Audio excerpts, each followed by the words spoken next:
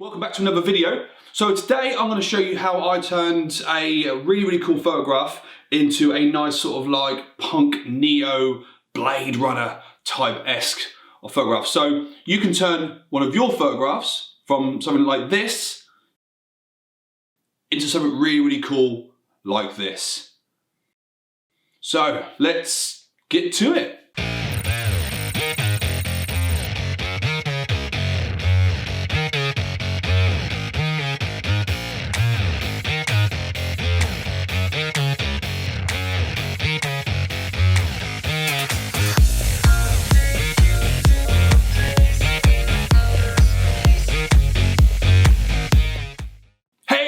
What's up everybody, welcome back to another video here at Better Media. My name is Nathan and it is an absolute pleasure to have all you here today. Thank you so much for tuning in, clicking on this video, it means a lot to me.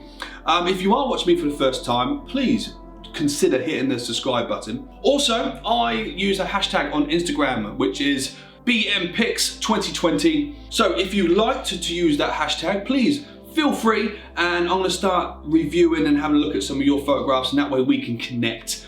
So please use that hashtag on Instagram, BMPics2020, and without further ado, let's get into this video. So what this video is about is that I'm going to show you how I did this lovely little edit, this nice sort of like Blade Runner-esque type punk neo type of edit, which is something I've got into quite a fair bit. Like if you go over to my Instagram, you'll see that I've done quite a few of these edits now, and you know I quite like the effect, and it can pretty much work on most photographs. It does work better if you've got sort of like a night shoot, or if you're shooting in a sort of like a tunnel with a lot of graffiti. Shooting in a tunnel with a lot of spray paint art, graffiti, spray paint art. There we go. That's all I'm going to say. I can't actually say the word. Don't know what's going on today. Maybe I need a bit more coffee. I think that's what I might need. So let's.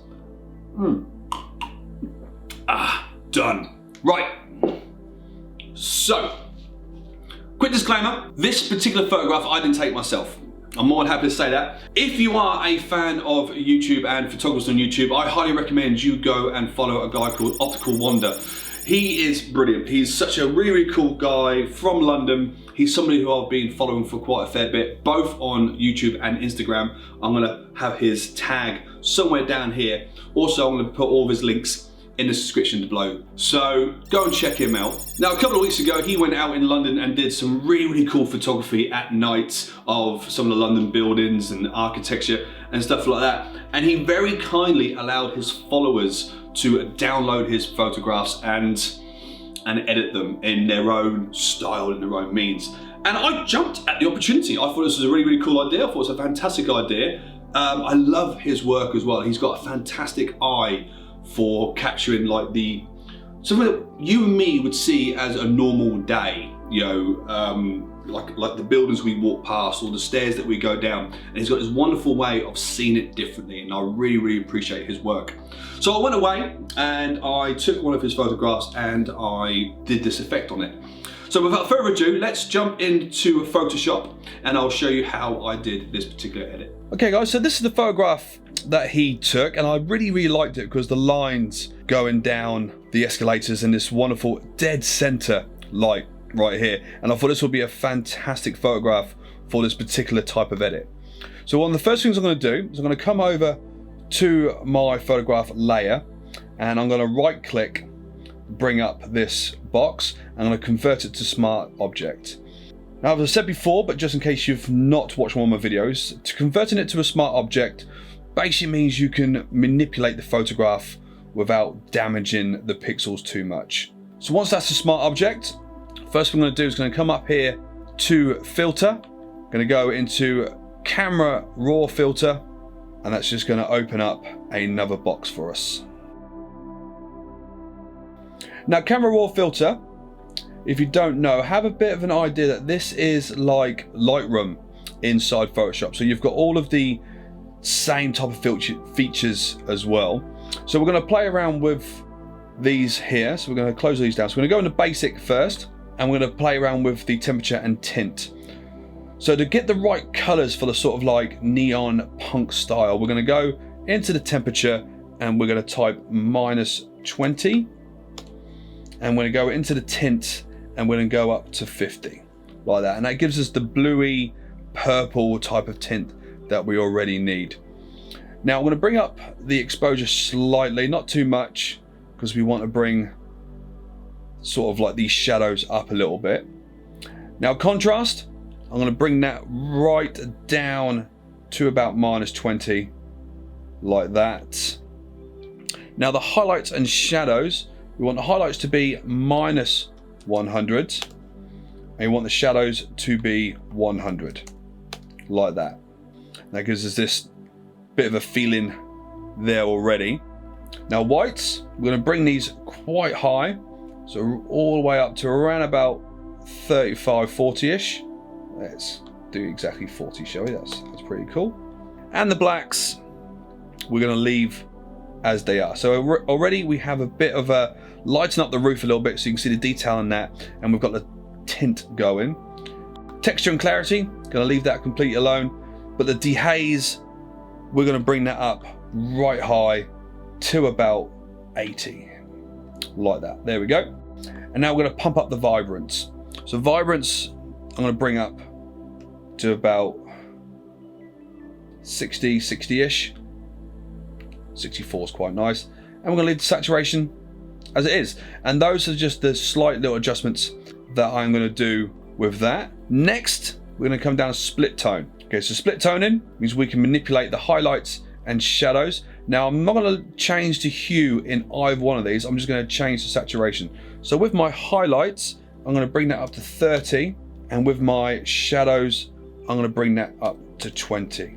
So you got like a nice little purplish haze going on.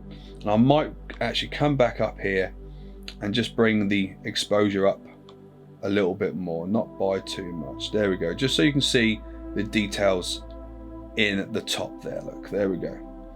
Now a lot of these punk noir type things have a bit of a vignette around the edge, so we're going to come into effects, we're going to leave the grain as it is, and we're going to bring the vignette to -35, and then we're going to play around this way. So we're going to leave everything else as it is, but I'm going to bring the feather up to 100. So you just have a nice brush around the side here, like I said, and it's just sort of focus on in the center. And that's all what we're going to do with that one. And we're just going to press OK.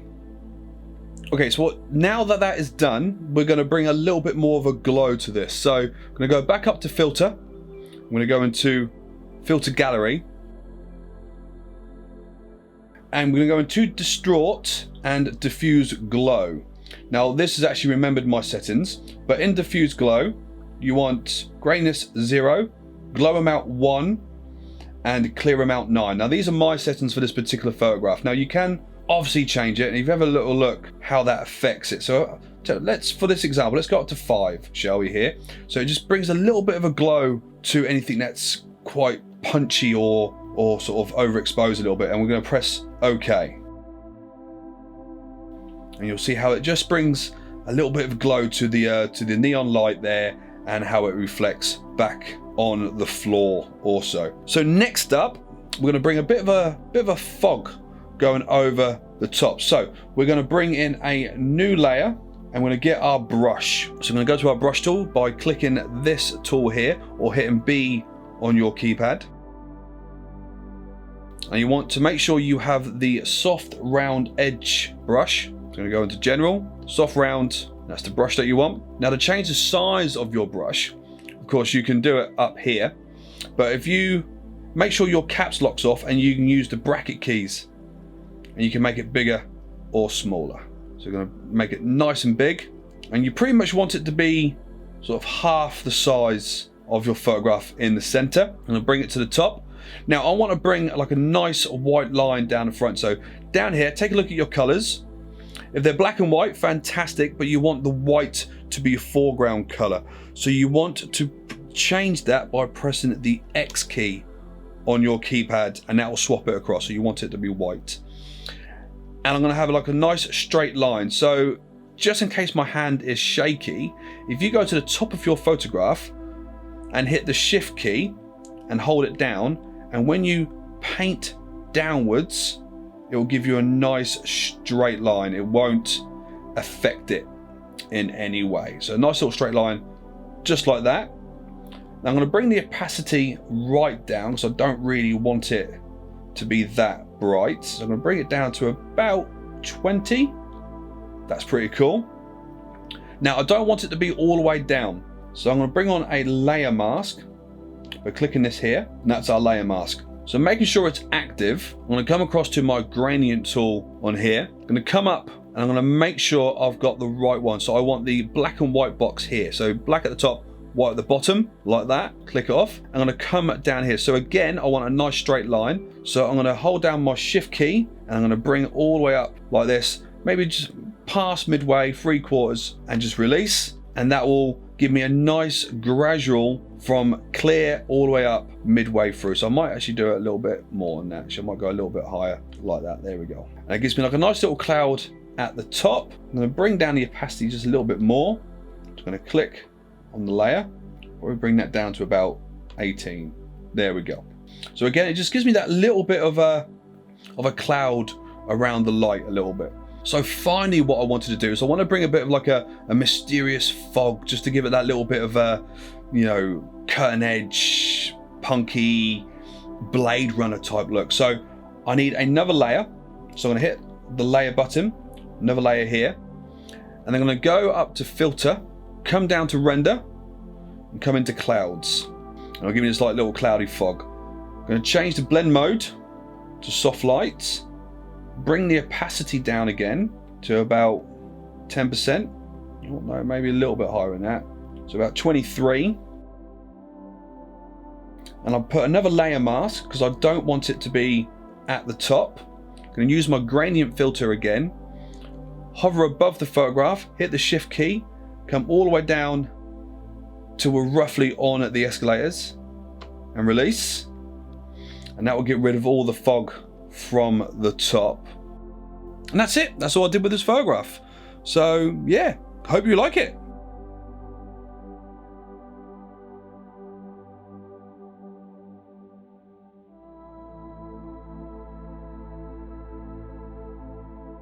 And what do you think? I did a few photographs. I took 3 of his photographs and applied this particular type of style to them, as you just previously saw. And I'm really, really happy with them. And what's even better, he was happy with them. Thank you so much, Sam, for pointing out and saying that you enjoyed my edit. It meant a lot to me. It is nice when you do a little bit of work and someone sort of says, oh, you did a good job. It is really nice and I do appreciate it. And I even asked him if it was okay if I can make the video that I'm making today using his photograph and showing you how I edited it. And if you go actually on the hashtag Optical Wonder, you will see a lot more of his followers and his fans and how they edit it. And it's quite interesting to see how your edit compares to another photographer's edit as well. And it's, you know, the different styles and different feelings and different everything. So I think he's still doing it for a while. I know at Sunday he did a live edit. He does a lot of live streams, so you can take some of your photographs or some of his photographs and he will talk you through how he likes to edit in his style and his way. Really, really cool guy. So I can't praise this gentleman enough. So thank you so much for the opportunity to doing this. But again, go over and follow him. He's a really, really cool guy, very entertaining. And that's pretty much it for this video. I hope you enjoyed it. Don't forget to use my hashtag BMPix2020. And I look forward to seeing all of your wonderful work over there on Instagram. If you feel like it, please give this video a thumbs up. And while you're down there, please do not forget to hit the subscribe button. It means a lot to me. We are a small channel and we are slowly growing. If you fancy it, you can also come over to my social media, which is just over here. It's gonna be floating here on Facebook and Instagram. Come over and say hello and give me a bit of a wave and, you know, reach out. Come and say, hi Nathan, how you doing? You're awesome, I'm awesome, we're all awesome. Let's make our bubble grow bigger and bigger and bigger. Especially if you're a London-based photographer, I would like to hook up with some of you guys as well and do a bit of a sort of a collab, maybe. But until next time, thank you so much for watching this video. I hope you enjoyed it. I hope you stick around for more videos here at Ben & Media. Until next time, I've been Nathan, and you've been sensational. Mwah, mwah, mwah, mwah.